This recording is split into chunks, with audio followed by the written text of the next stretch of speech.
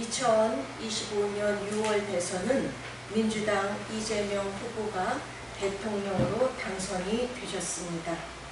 이제 정말 진보 좌파의 시대가 열린 거예요.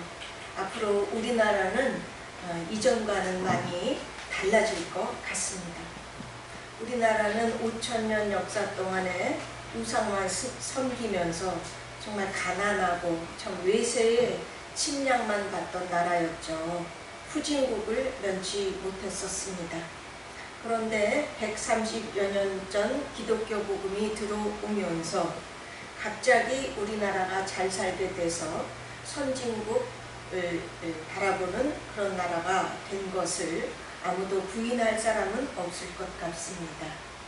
그것은 하나님께서 이 땅에 하나님을 믿는 백성들이 많아짐으로 인하여 우리나라에 복을 주셨기 때문이지요. 그런데 앞으로도 계속 그렇게 될까요? 네. 이재명 대통령께서는 우리나라 국가정보원장 후보로 이종석 전 통일부 장관을 지명했습니다. 이분은요, 김대중 전 대통령 때 햇빛 정책을 이론적으로 이렇게 지원하였고, 노무현 정부 때는 통일부 장관을 지내면서 대북 포용 외교를 아주 강조하신 분이죠. 그는 천안함 폭침 사건을 재조사하여야 한다고 주장했고요. 또 사드 배치를 반대하고 지소미아 협정도 반대했으며 북한이 남조선을 적화하는 것을 포기했다라고 주장해온 사람입니다. 하지만 민노총 간첩단은요, 2018년부터 22년까지 북한의 지령을 받고 활동하다가 붙잡혀서 9년 6개월의 선고를 받아서 복역하고 있는 중입니다. 이것은 이 대통령께서 취임사에서 굳건한 한미 동맹을 토대로 주변국과 실용외교를 하겠다라고 밝힌 것과는 아주 배치가 되는 것이라고 야당은 말하고 있는 것입니다. 대표적인 친북 인사인 친북 인사를 국정원장에 앉혔고, 또 명백한 반미 인사인 김민석을 총리로 앉혔기 때문에 우리나라의 안보가 염려된다고 하는 것입니다. 또한 3대 특검법을 가결시켰는데요. 내란 특검법, 김건희 특검법, 최상병 특검법이 가결되었습니다. 조희대 대법원장까지 수사가 가능하다고 합니다. 또한 민주당은 대통령 임기 중에는 재판이 중단되는 재판중지법, 면소법, 그리고 대법관 증언법을 통과시키려고 하는 것입니다. 이 법안들이 통과되면요, 지금 이 대통령이 받고 있는 모든 재판은 중단되거나 종결되는 것입니다. 그런데 다 아시다시피 진보 좌파들 속에는요, 주사파가 섞여 있는 것은 우리가 다 알고 있는 사실이죠. 문재인 전 대통령께서는 공식 선상에서 자기는 신용복을 존경한다라고 이미 말씀하셨고요. 김대중 대통령이 햇빛 정책으로 북한에 갖다 준 돈은 북한이 못 사는 북한 주민들을 위해 쓴 게 아니라 핵을 만드는 데 들어갔을 뿐입니다. 그런 정책으로 말미암아 북한에 돈을 자꾸 갖다 주는 바람에 지금 우리나라는 김정은의 핵 위협으로 말미암아 도대체 얼마나 고생을 하고 있습니까? 한마디로 북한에 대한 포용 정책, 햇빛 정책은 실패작이었다는 것이 이제 다 드러나게 되지 않았습니까? 제발 이미 이 실패한 친북 정책을 다시 하지 말았으면 하는 것이 아마 우리 국민들의 바람이라 생각됩니다. 그럼에도 불구하고 이 대통령께서는요, 친북 인사인 정말 빨갱이라는 소리까지 듣고 있는 이종석 씨를 국정원장에 임명했다는 것이죠. 이해가 되지를 않는 거예요. 그러면 이제 경제 분야를 볼까요? 우리나라의 경제 성장률은 1997년 IMF를 겪은 이후부터 눈에 띄게 점점 줄어들었습니다. 또한 GDP 대비 국가 채무 비율은 문재인 정부 때가 가장 크게 올라서요. 1997년도에 11.4%이던 것이 문 대통령 때인 2021년에는 47%까지 올랐습니다. 국가의 채무가 엄청나게 된 거죠. 경제 전문가들은 문재인 정부의 소득주도 성장 등 주요 경제 정책에 대해서 대체적으로 부정적인 평가를 내놓고 있습니다. 김정식 연세대 경제학과 명예교수의 글을 인용하면요.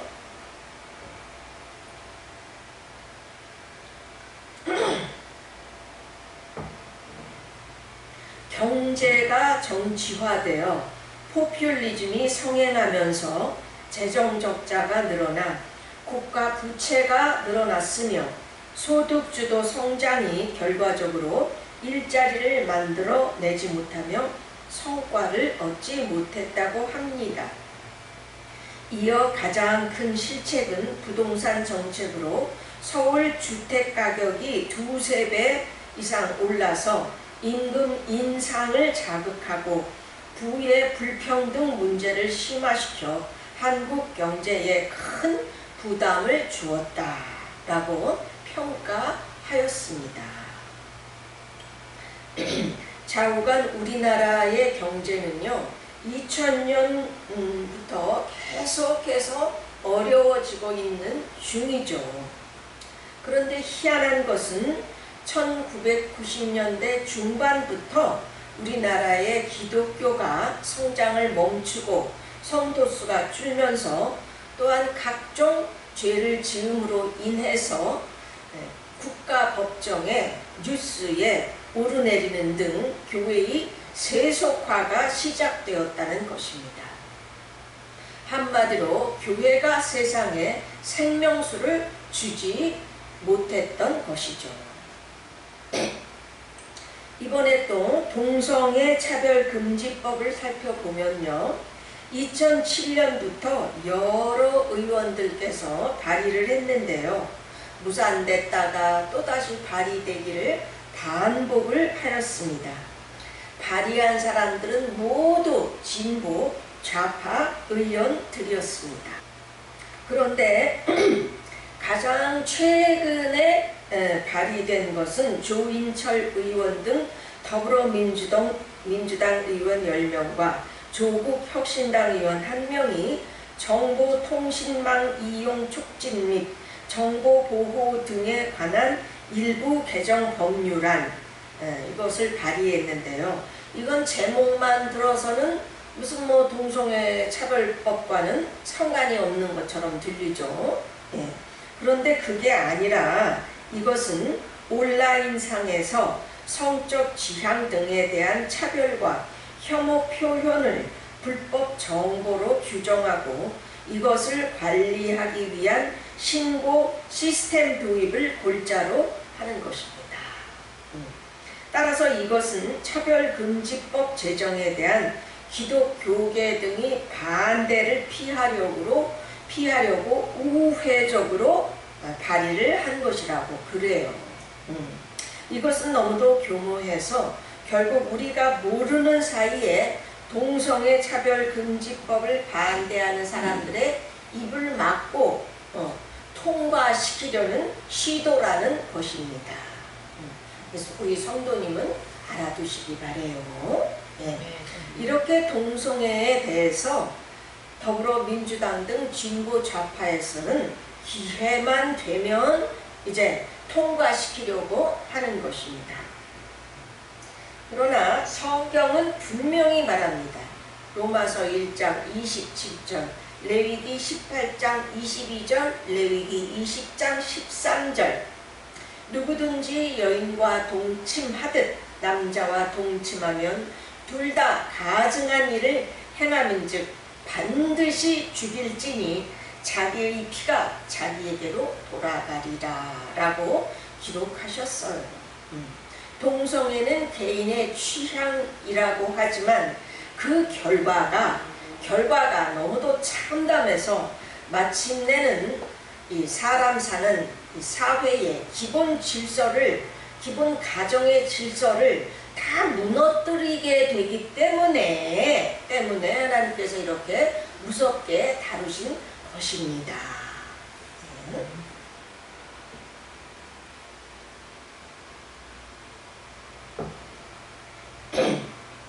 자, 그럼 이제부터는 현재 우리나라의 현실을 살펴보겠어요. 각종 범죄를 세계적으로 살펴보면요, 우리나라가 가장 높은 것은 사기 범죄였습니다. 우리나라는 OECD 회원국 중 사기 범죄가 세계 제1위입니다. 2024년에는 사기 범죄가 42만 9,949건인데 검거율은 점점점 크게 떨어져 가고 있어요. 특히 2020년부터는요, 20대, 30대 청년층이 사기 범죄가 크게 급증해서 전체 사기범 중에서 가장 큰 비중을 차지하고 있다는 것입니다. 이것은 코인, 텔레그램, 인스타그램, 보이스피싱, 스미싱, 투자 리딩방 등 온라인 SNS 환경을 잘 다스리기 때문이라고 합니다. 그런데 또 한국은요, OECD 국가 중에서 이 범죄를 처벌하는 수위, 이 처벌 수위는 또 가장 낮아요. 그래서 사기꾼들의 천국이 된 지가 벌써 오래전이라고 합니다. 따라서 사기꾼들은요, 사기쳐서 번 돈을 다른 사람의 이름으로 다 숨겨놓고는 감옥에를 가도 남는 장사, 감옥에 가도 남는 장사라고 한다는 거예요. 우리나라는요, 크게 사기를 쳐도 처벌은 10년 이하 징역에 벌금은 2천만 원 이하입니다. 그러니 솜방망이 처벌이라는 말이 나오는 거예요. 이에 비해서 미국은요, 생명이 끝나도 처벌은 계속돼서 500년 이상, 800년 이상을 넘기 때문에 사기죄를 저지르면 그 영향이 죽은 이후에도 계속 영향을 미치게 하였습니다. 그러므로 사기 범죄율이 저조할 수밖에 없는 거죠. 예. 그런데 이제 다행히도 우리나라도 최근에 이르러서 다행히 처벌 수위를 이제 좀 높이려는 노력을 하고 있어요. 그래서 특정 경제범죄 가중처벌법을 만들어서 사기액이 300억을 넘으면 일반 사기는 17년까지, 이제 10년에서 조금 늘었죠. 조직적 사기의 경우는 무기징역까지 선고될 수 있게 하였습니다. 그나마 다행이기는 하지만 조직적인 사기, 개인이 아니라 여기에 해당하는 경우에만 무기징역이라는 거예요. 그러니까 사기가 줄어들지를 않는 것입니다. 별로요. 예. 우리나라의 앞날이 이제 위험하다고밖에 볼 수 없는 이유예요.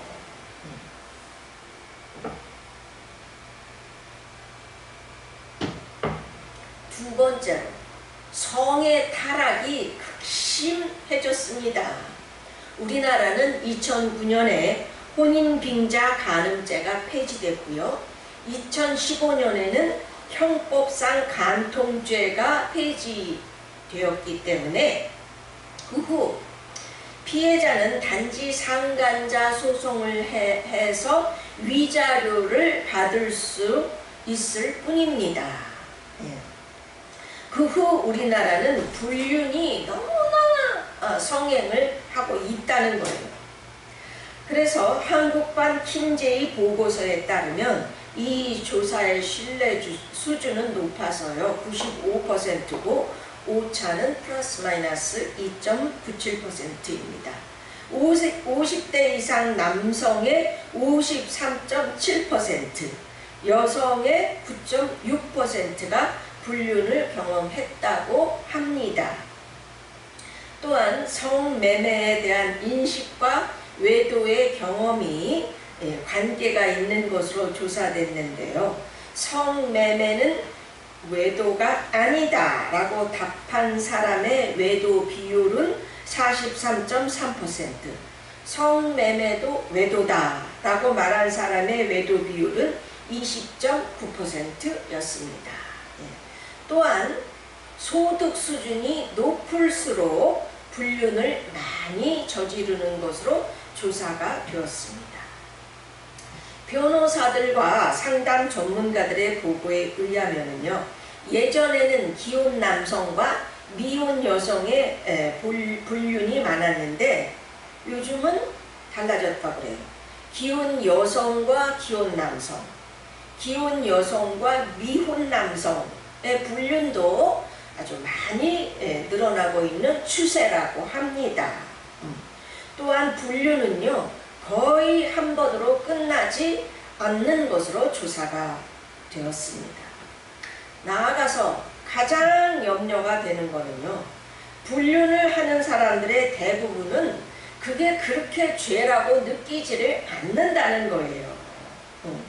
요즘 시대가 예전과 너무 많이 달라진 것은요, 이 상간녀 상간남들이 오히려 당당하다는 거예요.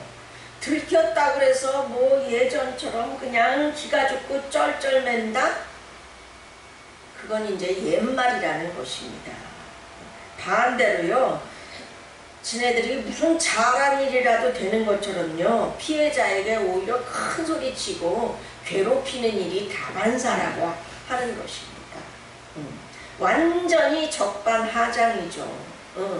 엄연히 한 사람의 남편인데도 불구하고 그가 돈을 잘 버는 사람이다 라고 그러면 고의적으로 접근해서 남편을 뺏으려는 여자들도 많다는 것입니다.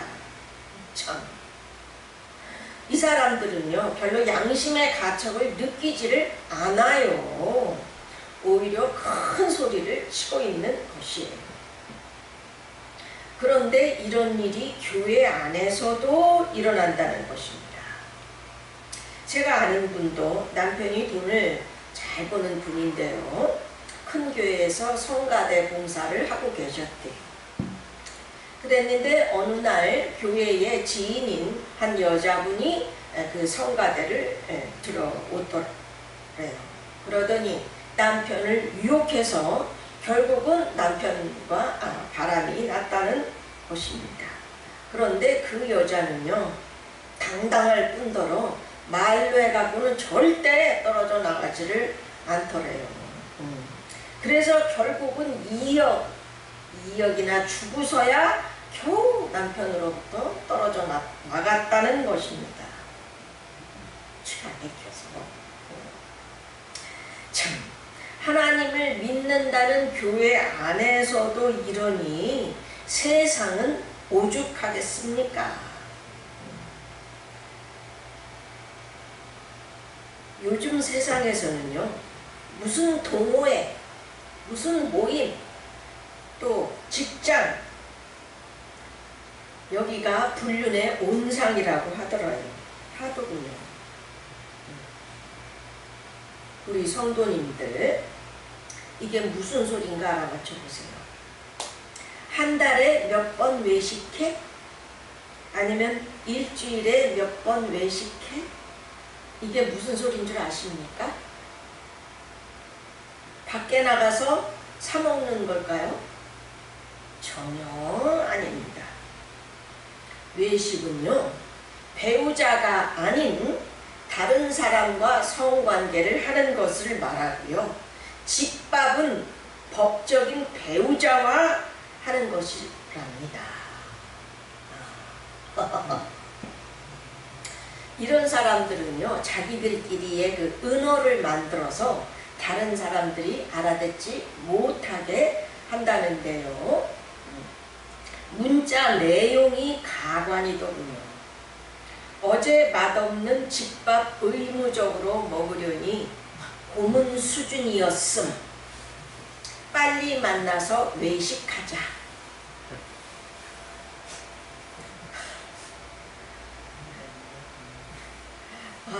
정말 너무 놀랐어요.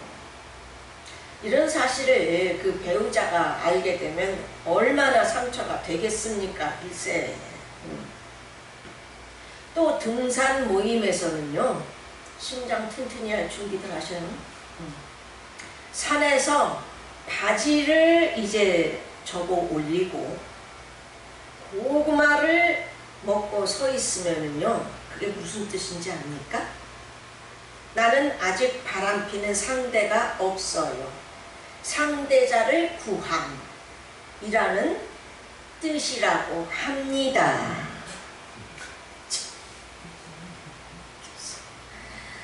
아이고, 정말 얼마나 놀랬는지요.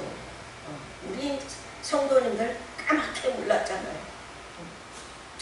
우리나라가 점점 이렇게 되니 얼마 전 유튜브 광고를 보니까 젊은 아가씨가, 유부녀가 아니야, 아가씨가 남친을 만날 때의 필수품이라면서 피임약, 콘돔을 광고하더라고요. 참내 기가 막혀서 내가 살아생전에 이런 꼴을 다 봐야 되나? 참. 이런 성전을 버젓이 하는 세상이 되었다는 것입니다. 이러니 순수한 사랑은 점점 없어져 가고요. 요즘은 사기 결혼이 얼마나 많아졌는지요. 상견례 때 아버지, 어머니라고 소개하신 분들이 나중에 알고 보니까 아르바이트생이야. 돈 받고. 또 결혼식에 온 하객들도 다 돈 받고 하는 아르바이트생이었다는 것입니다. 물론 졸업했다는 학교와 직장도 다 거짓말이었다는 거죠. 분명히 그 병원에서 일하느라고 바빠서 잠깐 의사 가운을 입고 분명히 만났는데 나중에 알고 보니까 그 병원에서 그 사람은 이름조차 없어요. 일한 기록도 없어요. 참.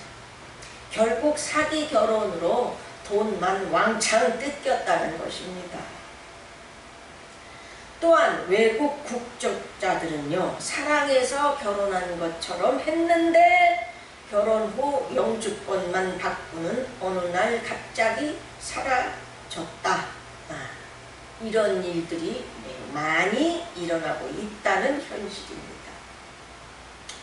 네, 지금 우리나라가 이 지경이 됐어요. 6.25 전쟁 후에 우리 부모님 세대들은요, 먹고 사느라 자녀들 키우느라 너무나 고생들을 많이 하셨습니다. 그래도 이런 일은 없었어요. 무슨 뭐 상견례 때 부모님들이 아르바이트생, 뭐 하객도 아르바이트생, 이런 거는 이 머릿속에 떠오르지조차 못했어. 진짜. 그러나 지금은 적지 않게 일어나고 있다는 현실입니다. 참. 시간상 말을 다 못할 뿐이지 데이트 폭력, 묻지마 살인, 이런 건 또 얼마나 일어나는죠. 뉴스 틀기가 싫어.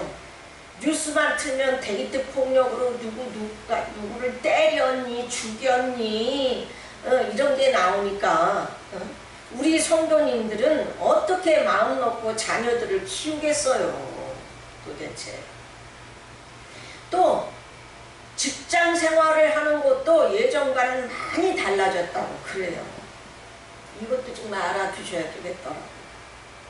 예전에는 최선을 다해서 일해서 능력을 인정받고 승진하는 거, 이게 우리 최선의 목표였잖아요.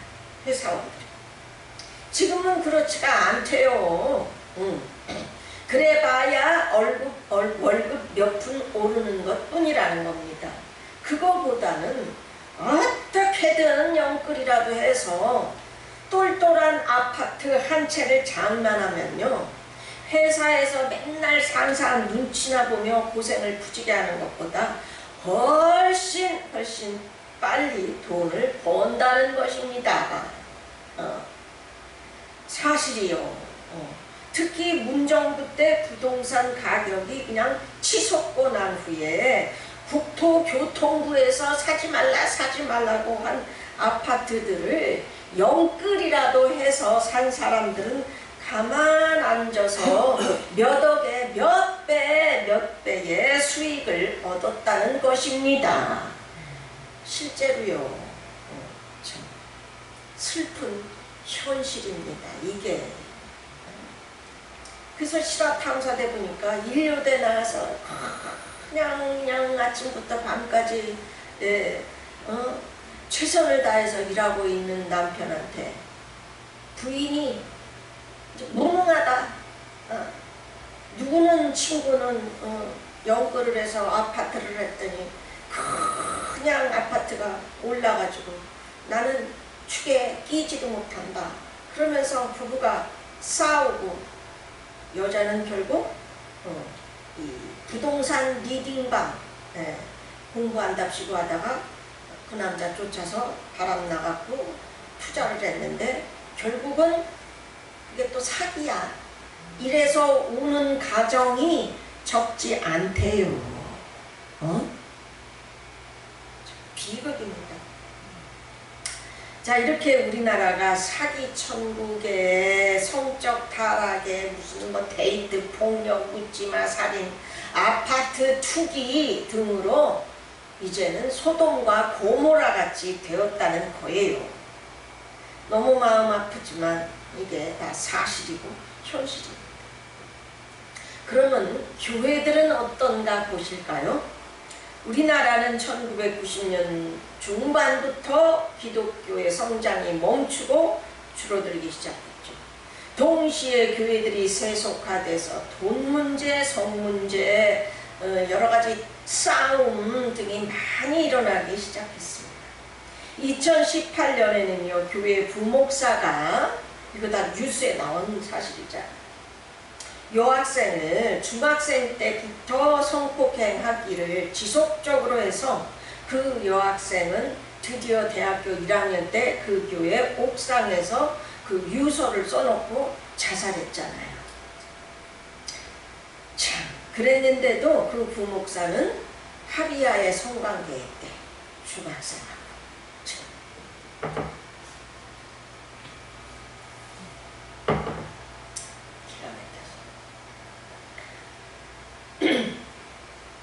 2017년에는 17년 동안이나 내 아들인 줄 알고 키웠는데 담임 목사님의 아들이라는 것이 이제 친자 확인해서 99.9%로 나왔잖아요. 그동안 이 아내 집사는요, 동네 사람이 그러는데 남편만 나가고 나면 어김없이 늘 담임 목사님이 그 집에 오더라 라고 증언을 했습니다. 참, 다 하고 그때 이것이 동영상에서 조회수가 우리나라에서 쭉 올랐었어요. 정말 목사라는 게 그때처럼 부끄러운 때가 없었어요. 또한 금품 선거가 많이 일어났죠. 이제 우리나라에서 교단 총회장이 되려면 10억 이상을 써야 한다는 것은 이제 공공연한 비밀이 됐잖아요. 세상 법정에까지 이제 오르내리는 바람에 다 알게 됐어요. 이미. 또 성도들은요, 상가에 초라한 개척교회는 안 가죠. 대부분 예배당이 우뚝우뚝 서 있는 건물이 있는 큰 교회만 가려고 합니다. 거기다가 큰 교회들은, 작은 이런 그런 교회들은 망하든지 말든지 그저 구석구석 버스를 아직도 돌리고 있습니다. 아직도요. 따라서 교회는요, 빈익빈 부익부가 되었고 적자 생존의 원리가 팽배하게 되어서 교회인지 세상인지 구별이 안 되는 지경에 이르는 것입니다. 세상처럼 돼버렸어요, 교회가. 그뿐입니까? 또 영적으로는요, 예수님 이외에도 구원이 있다 라고 하는 이 종교 다원주의가 퍼졌죠. 대표적으로 WCC, NCCK, 카톨릭 등이 활발하게 아니라고 하지만 아주 사실상 이 종교 다원주의를 퍼뜨리고 있습니다. 그런데 한국의 대형 교단들이 이 WCC에 많이 가입하여 있다는 거죠. 대표적으로 성공회, 기독교 장로회, 감리회, 장로교 통합증, 순복음, 복음, 루터교, 구세군, 동방정교회 등이 일부 있고 그 밖에 일부 침례교라든지 일부 있습니다. 제가 지난번에 종교 다원주의인 이 WCC와 카톨릭이 왜 마지막 시대에 등장하는 배도인가에 대해서는 이미 설교를 했었습니다. 마지막 시대에는요, 영적으로는 이 미혹, 즉 배도와 육신적으로는 세상이 소돔과 고모라처럼 타락이 일어난다고 성경은 이미 기록하였습니다. 또 그러기에 재앙이 많이 닥치고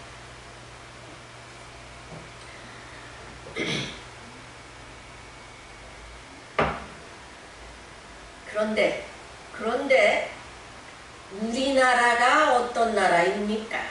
세계 역사상요, 우리나라처럼 신학에다가 의학까지 공부하신 수준 높은 선교사들이 많이 들어온 나라가 없어요.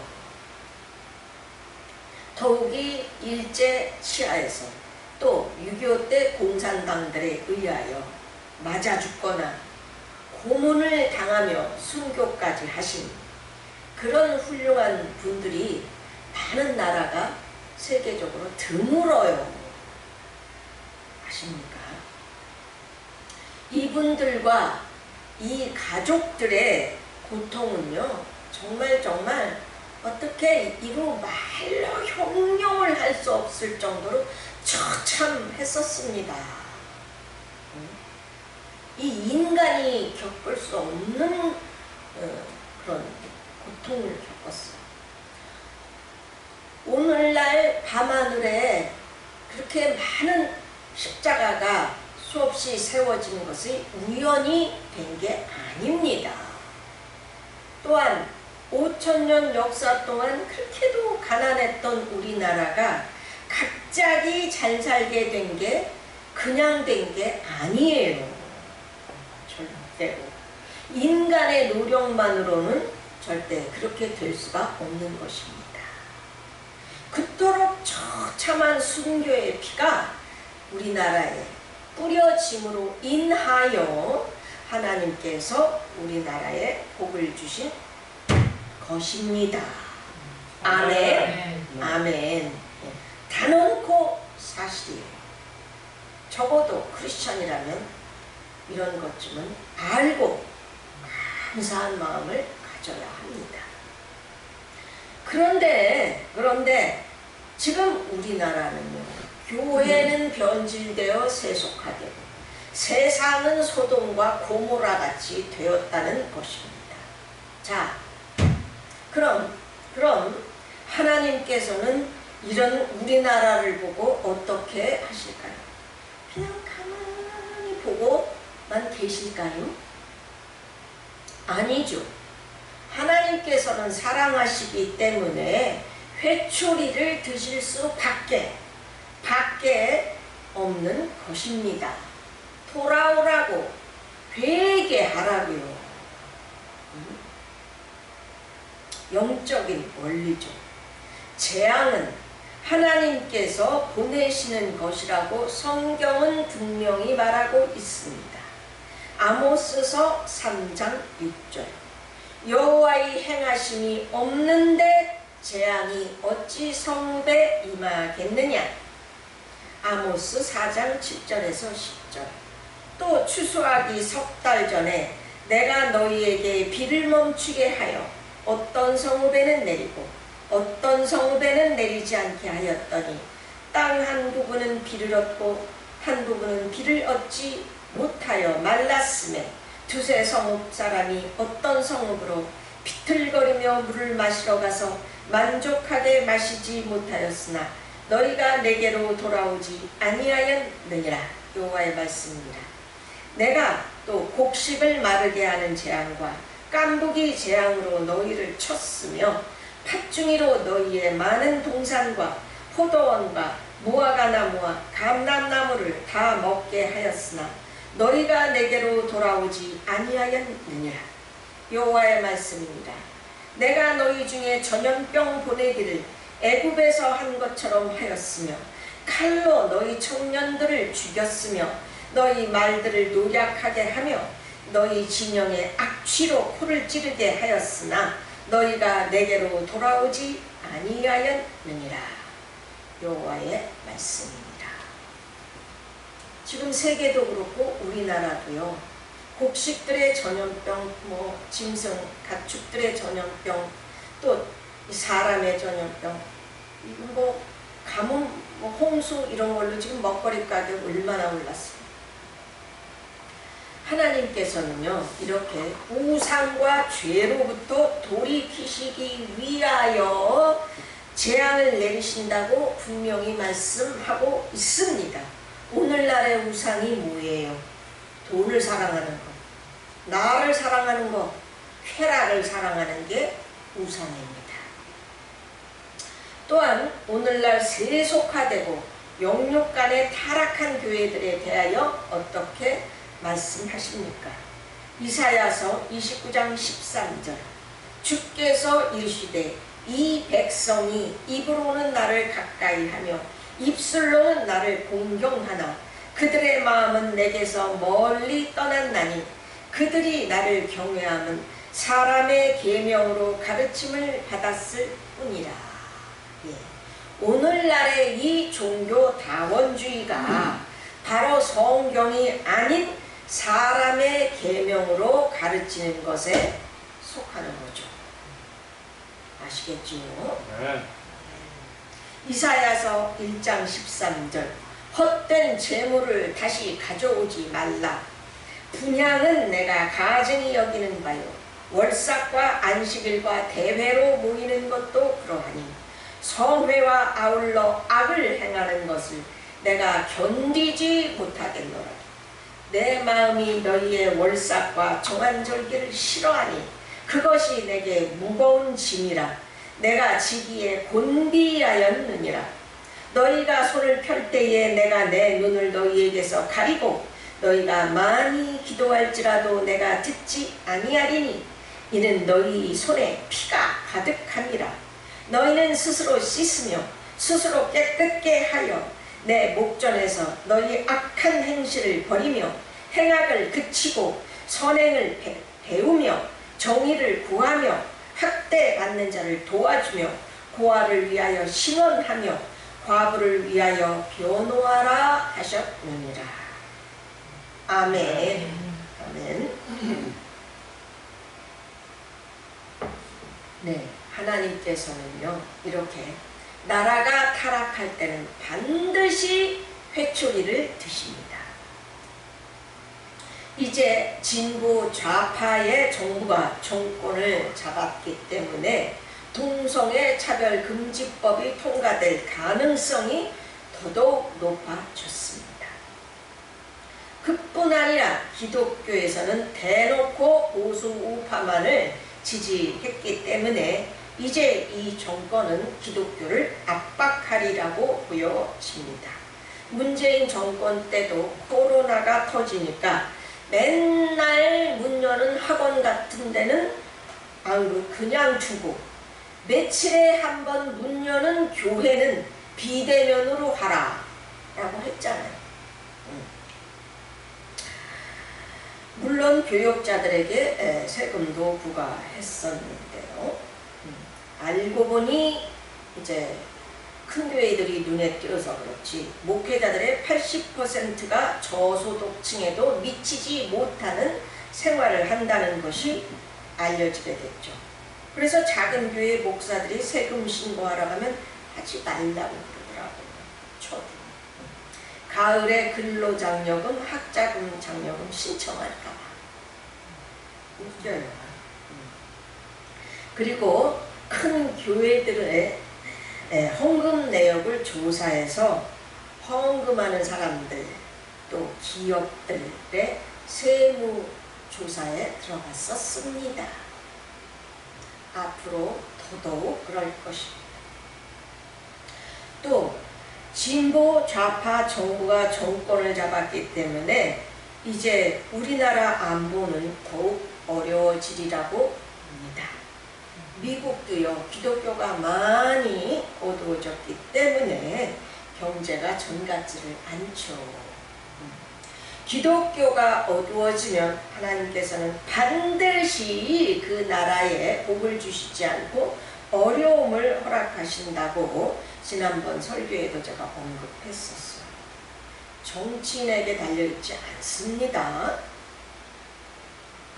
그래서 트럼프 대통령은 미국 최우선주의로 선회를 한 것입니다. 그렇기 때문에 우리나라의 안보에 있어서도 이제 미국은 예전처럼 우리나라를 돕지 않을 것입니다. 벌써 뭐 주한미국을 감축을 한다더니 뭐 방위비를 더 내라느니 난리잖아요. 만일에 우리나라가 안보가 정말 위험한 상황이 닥친다 한들 이제는요 미국은 자국의 이익을 희생하면서까지 돕지 않을 것입니다. 이것은 하나님께서도 말씀해 주신 거예요. 이런 상황에서 자꾸 좌파가 미군을 철수하라고 주장한다든지 또 중국 등 공산당 나라들한테 자꾸 유리하게 해서 미국을 힘들게 하면요 미국은 그냥 우리나라를 위험 상황에 내버려 둘 가능성이 매우 큰 것입니다. 아셨죠? 그러면 이건 정말 말 그대로 우리나라는 그냥 재앙이 닥치는 겁니다. 전쟁이 날 수 있는 거죠. 참 이렇게 지금 우리나라 안보가 어려운 상황이에요. 하나님께서도 이미 말씀하셨는데 제가 그런 거 다 아직은 오픈합니다. 자, 이렇게 하나님이 너무 싫어하시는 공산주의 사상과 동성애 찬성자들이 많은 좌파 정권이 이제 정권을 잡았고 또 그렇게 정치하기 때문에 하나님께서는 우리나라에 복을 주실래야 주실 수가 없는 거예요. 이것이 온 세상을 다스리는 하나님의 정치 원리입니다. 응? 목사가 무슨 정치를 알겠냐 하시는 분들이 있는데 영적으로 알아요. 이게 하나님의 원리예요. 군시적이 아니라 원시적으로 멀리 가서 하나님은 분명히 그렇게 하십니다. 제발 좀 믿어주시면 좋겠어요 진짜. 그런데 이런 사람들이 우리나라를 다스리는 정권을 주신 이유가 무엇이겠습니까? 이유가 무엇이겠어요?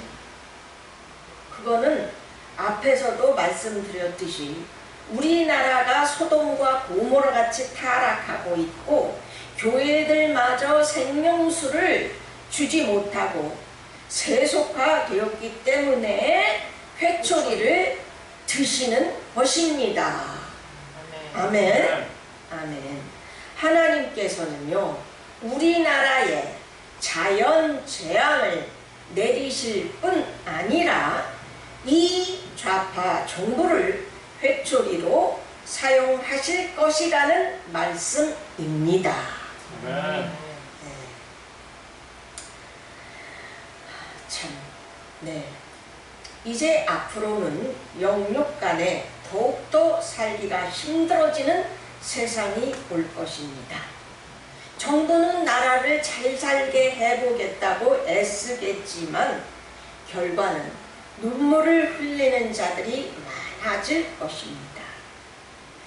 또한 영적으로는 중간지대가 없어질 것입니다. 점점 살기가 힘들고 세상이 험악해짐으로 인하여 너무 힘든 나머지 결국엔 사람들이 하나님을 찾아서 많이 교회로 오게 될 것입니다. 동시에 믿는 자들도 알곡과 쭉정이가 확연하게 구별이 되어 나누어지게 될 것입니다. 여태껏 세상에 한 발, 교회에 한 발 어정쩡하게 믿는 사람들은 이제 견디지 못하게 돼서요, 완전히 하나님께 붙어서 알곡이 되든지 아니면 세상으로 떨어져 나가서 사탄에게 아예 먹히든지 할 것입니다. 이것이 바로 우리나라를 회개케 하여 바로 서게 하시려는 하나님의 계획이십니다. 이것은 저의 말이 아니에요. 그러므로 이 동영상을 시청하시는 성도님 여러분, 앞으로는 어려운 시기가 닥칩니다. 세계적으로도 이제는 마지막 때가 가까워 오므로 인하여 자연재앙이 급격하게 많아지는 것을 보고 계시지 않습니까? 이제는 신앙생활을 정말 열심히 해서 정말 하나님을 굳건히 의지하는 자들만이 사업을 하든 뭘 하든 살게 됩니다. 아니면 아예 세상으로 나가서 사탄에게 먹히면 육신적으로는 복을 받는다든지 잘 살게 될 것입니다. 그러나 그렇게 살면 끝은 지옥밖에는 없지요. 한마디로 영적인 중간지대가 없어진다는 말입니다. 마지막으로 지난 1월 5일에 기도회 때 저에게 우리나라에 관한 말씀을 주신 하나님의 음성을 올립니다. 성경의 예언, 대언, 은사죠. 그것은 그대로 이루어졌습니다. 25년 1월 5일 하나님께서 제게 주신 음성입니다.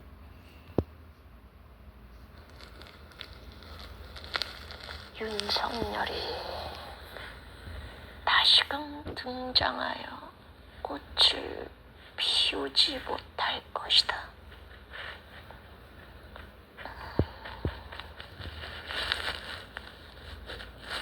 내가 아까우나 이 민족의 죄로 인하여 또 그들의 죄로 인하여 그들을 계속 쓸 수 없고 이제는 세상에 백성들이 원치 아니하는 자가 정권을 잡고 당분간은, 적어도 당분간은 세상을 어지럽히며 교회를 압박하게 될 것이다. 그때를 위하여서 너희가 마음을 굳건히 하고 흔들리지 말고 나만 따라오거라. 세상이 불에 타도 의인은 그곳에서 건져냄을 입은 것 같이 내가 너희들을 살리며 복을 주며 목소리를 내게 하리라.